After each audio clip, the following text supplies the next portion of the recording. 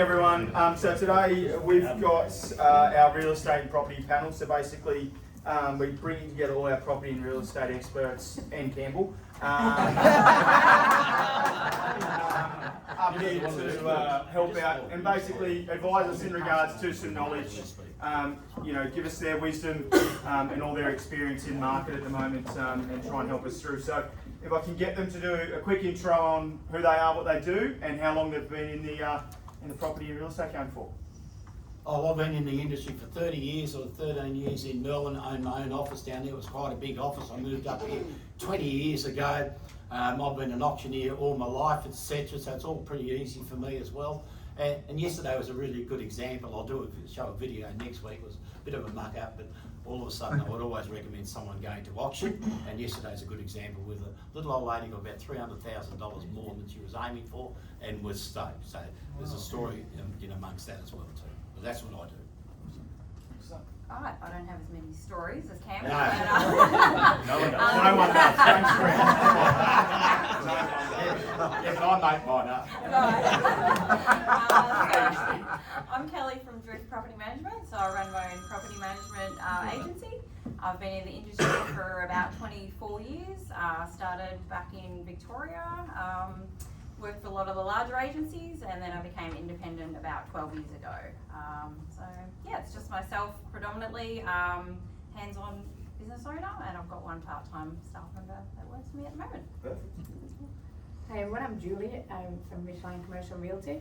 I've been in commercial real estate since 1999, on my age, and went out on my own at 2008. So Ridgeline's been going since 2008. So we've rode the wave of COVID. We've rode everything that's been thrown at us, and as an independent agent in commercial, we're still here. So we do leasing, sales and management. It's our passion. There's 4 of us, and I live and breathe commercial real estate. Great. Hi everyone, I'm Gavin from GC Buyers Agents. I've been around property all my life. I started off as a carpenter, building supervisor, have my own construction business for 25 years, done building development and a lot of property investment, and then I retired from building 10, 11 years ago and did 6 years selling real estate around Broadbeach and Mermaid, and then been a buyer's agent for 4 years. Excellent. Perfect. So the idea of today's panel is to obviously get different, there's always going to be a different idea and concept from each industry. So real estate agents to buyers agents to property management are going to have their different view on what's going on at the moment. So we'll start with some questions. I'll start with you, Campbell, and then we'll just work our way down. What's one thing happening in the property market now that you think people are actually getting wrong? I think a lot of people do get it wrong in making impromptu decisions, and yesterday was a good example of it in regard to, I do residential real estate, so it's a fairly emotive type of position that buyers are in. If they get fairly desperate because they get sick of looking, etc., that's ideal for me, but sometimes they can pay well above the odds, and I often recommend people going to a buyer's agent, as in Gavin. I'm not saying it because he's here, but they come from a more objective, clinical assessment of what someone should pay for a property. You can never take out the emotional side of it, but if it can be diminished slightly, it will help a buyer, etc. Oh, I get the same question. Yeah, sorry. Kyle's lazy. Probably should have explained that. We got this. Probably what they get wrong. Well, I guess I'm just basing this on some recent examples. A lot of owners tend to be coming to me saying with price-wise, oh, I've been talking to my friends or my neighbours and they say I can get blah blah price, and then that's what they expect. Or listening to the media in terms of expectations on price or how long things would take to rent, as opposed to coming to the experts like myself that can give them actual current information and how things actually are in the market. So coming to an expert as opposed to listening to family and friends. No, it's true. Look, 2 angles. Could go from an owner's angle or a tenant's angle. I'm going to go from a tenant's angle on what they're getting wrong at the minute.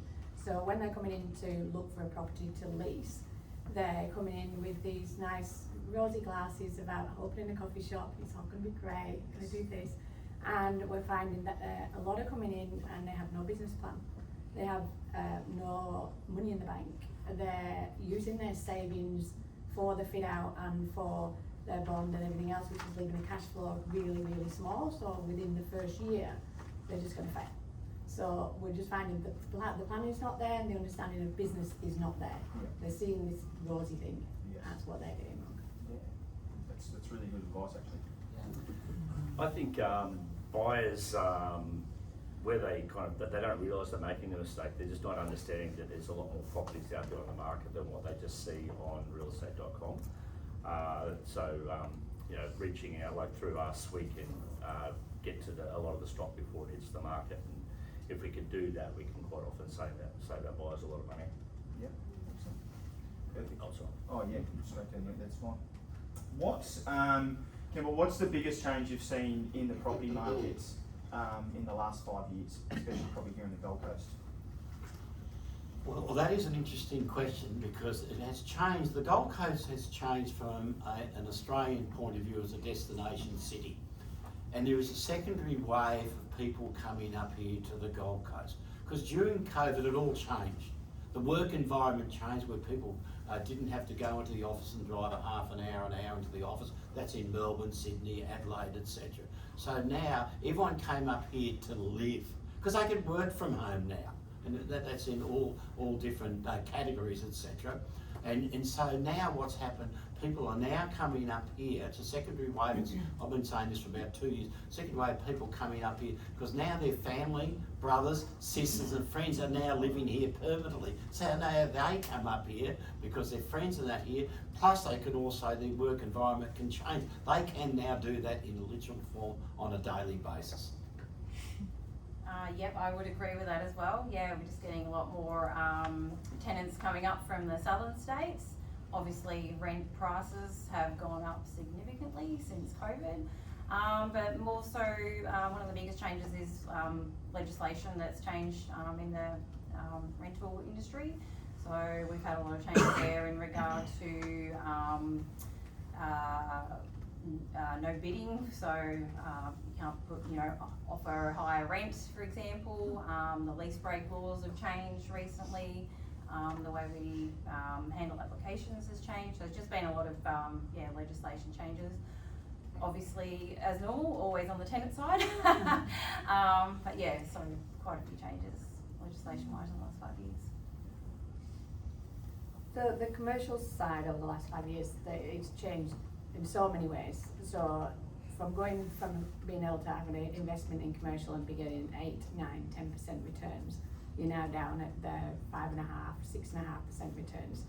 And for tenants that are actually leasing space, the way they want the property to present, or they want things that are cost effective and their health is good when they're in this space. And the way that they want to fit out has changed.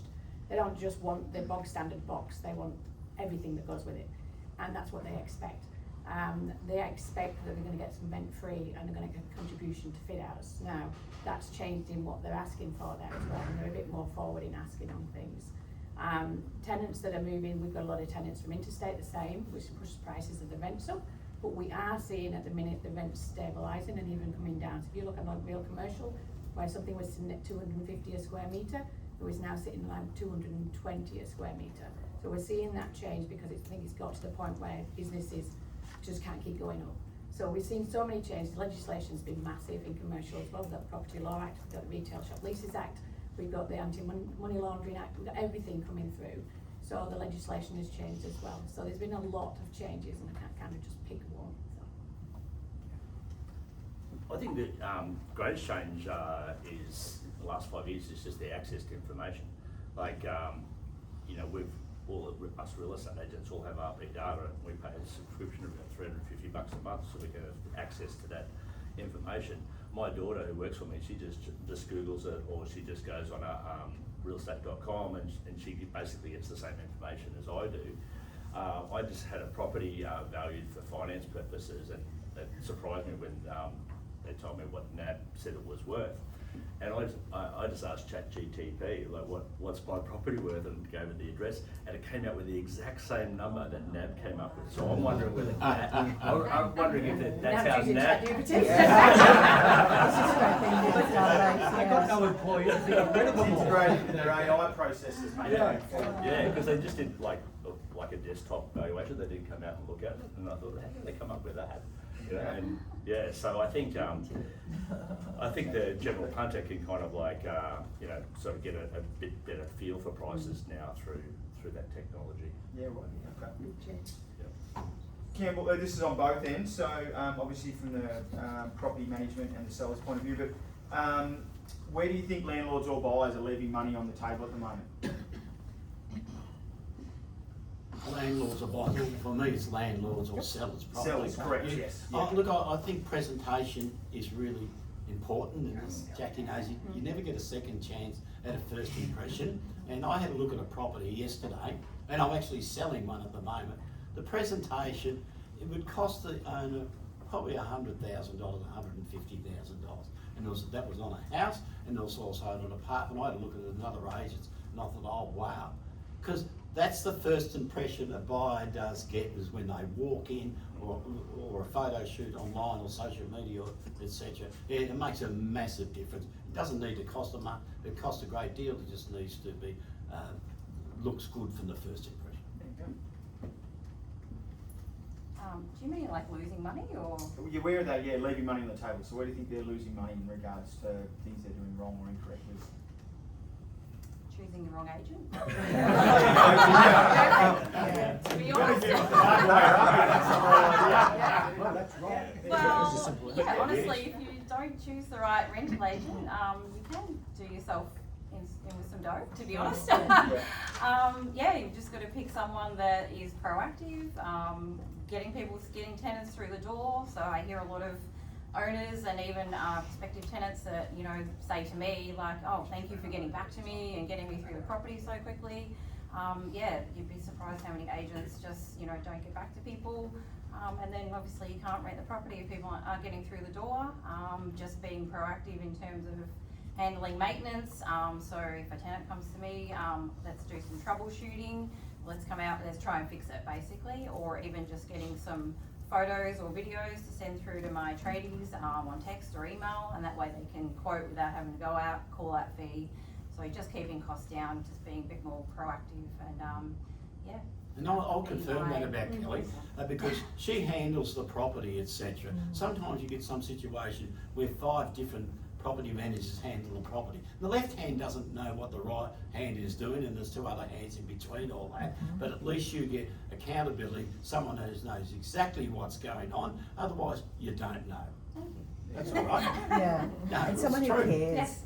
and it's the same person. Yes, every that's time you right, call. yeah, just having that care factor as well. I think that's really important, and that comes with experience. And obviously, when you've got your own business, you do care a lot more than you're not just a staff member that's you know, on the same wage and doesn't, they're not going to be there in 6-12 months' time. So Yeah, excellent. From a owner's point of view in leasing and finding the right tenant, it's firstly finding the right tenant, but it's presenting the property and spending money on the property so that you can get that quality tenant, and that quality tenant will stay.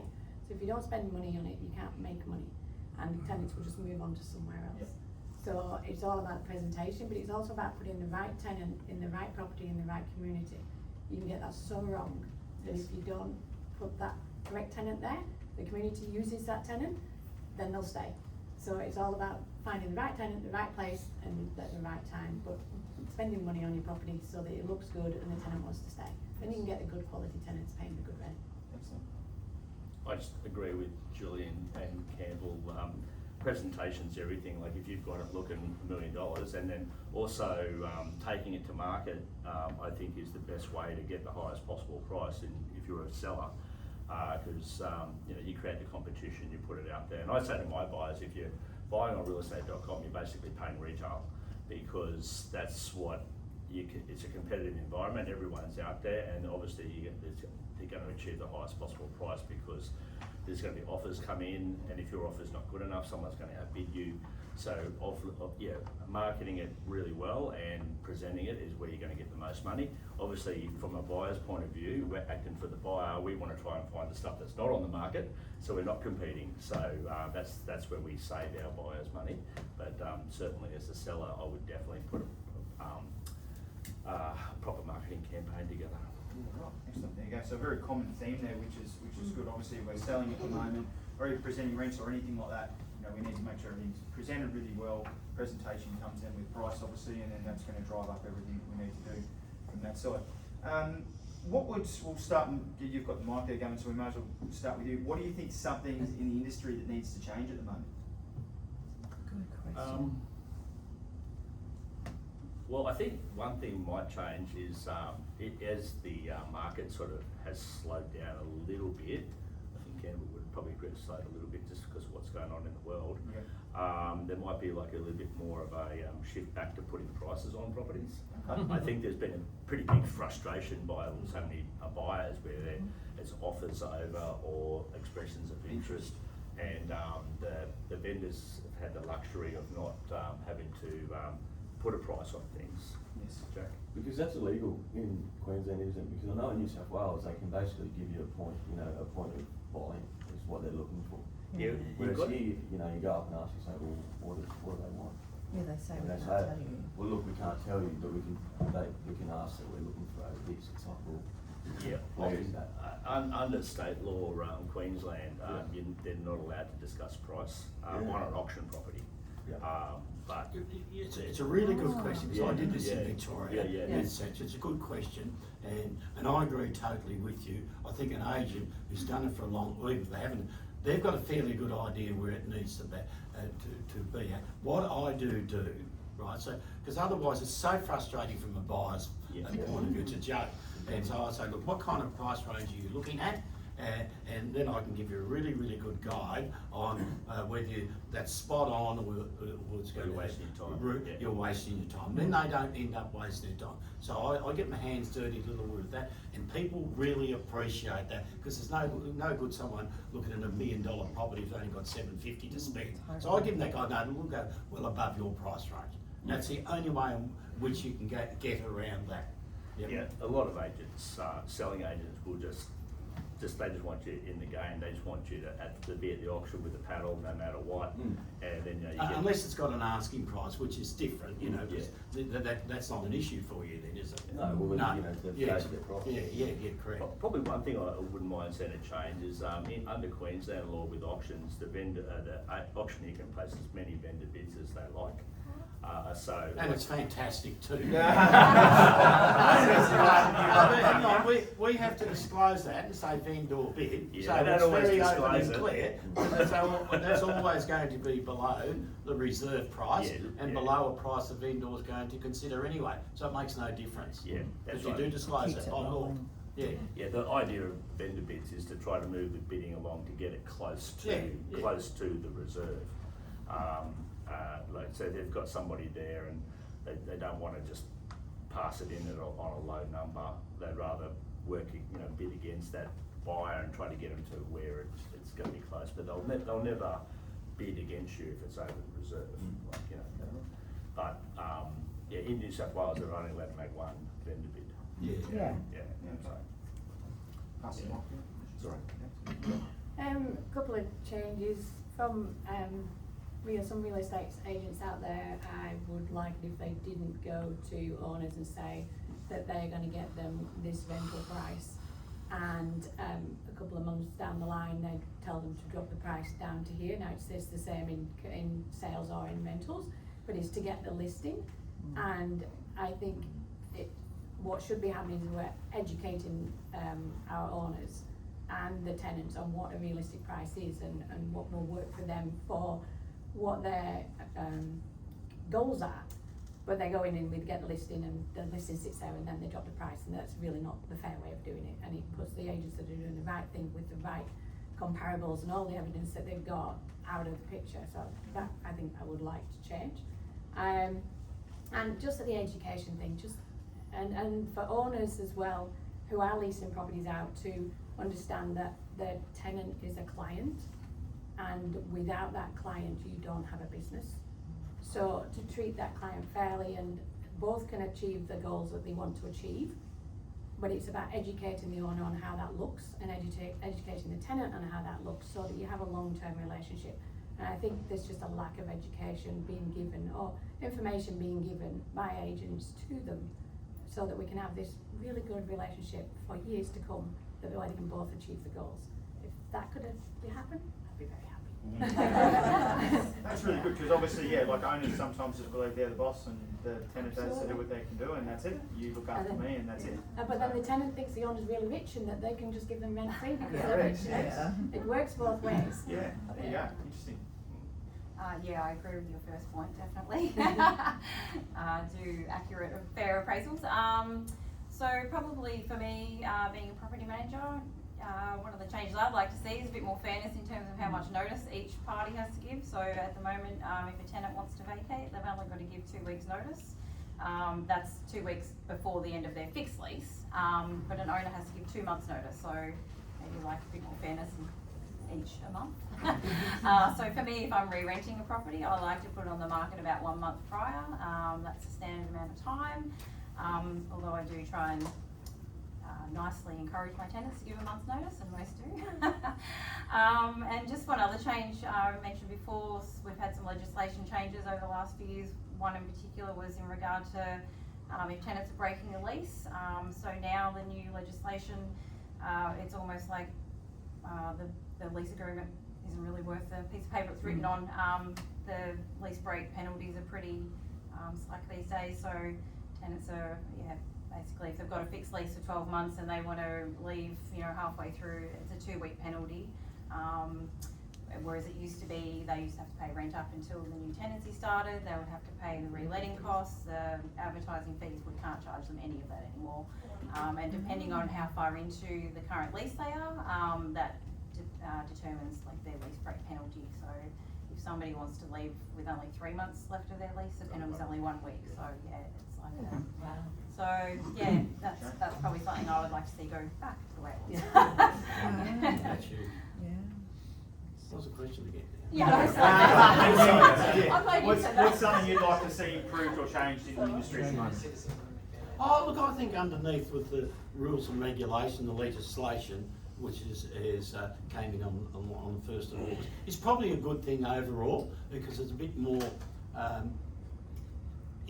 It will relax a little bit because they've gone really hard into the extent of contracts and not because it's such a litigious world and people don't want to be accountable in regard to everything is in writing so that the next person is covered and the person down the line is covered. So it is been a nightmare in regard to contracts, etc. Since the 1st of August. I think that'll ease back a little bit when it becomes a little bit more acceptable. It's a nightmare for a buyer. Are you talking about it's great for solicitors, they get a lot of work out of it, but anyway, that's okay too. What legislation are you talking about, Campbell?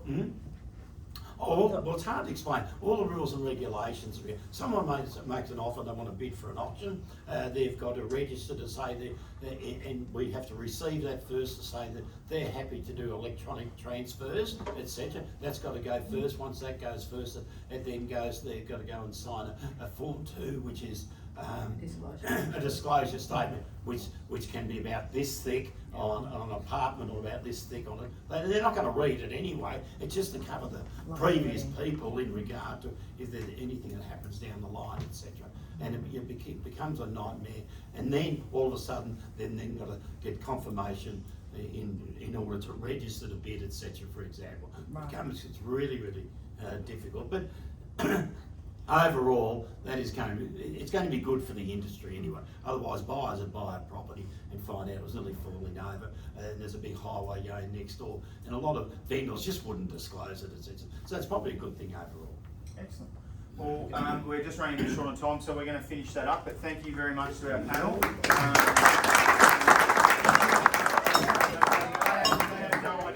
Those questions, so I just hit them straight out. So it's great to get some honest answers. And obviously, if there's anything you want to discuss with them, we're all going down for coffee. So go and have a chat with them. And yeah, thanks very much, guys.